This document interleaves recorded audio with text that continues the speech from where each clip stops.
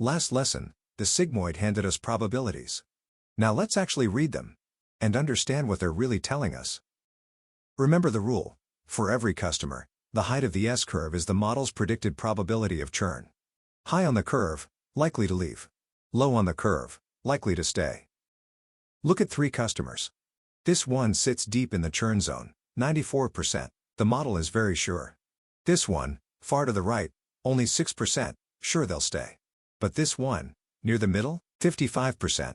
Barely more than a coin flip. The model is genuinely unsure. That middle is special. Wherever the underlying score, z, equals 0, the sigmoid returns exactly 1/2. That's the tipping point, the decision boundary, where the model flips its call from stay to churn. The weight controls how sharp that switch is. A large weight makes a steep curve. The model turns confident quickly, just past the boundary. A small weight makes a gentle slope, lots of hedged, in-between predictions. Let's compute one probability by hand. Take a customer whose score, z, comes out to 2. Sigmoid of 2 is 1, over 1 plus e to the minus 2. That works out to about 0.88, 88% likely to churn. And a well-trained model's probabilities are honest. When it says 70%, then among many such customers, roughly 7 in 10 really do churn. The number actually means something. That's what makes probabilities so useful.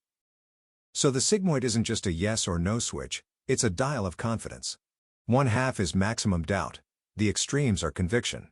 Next, we give the model 2 features at once, and watch the decision boundary become a line across the plane.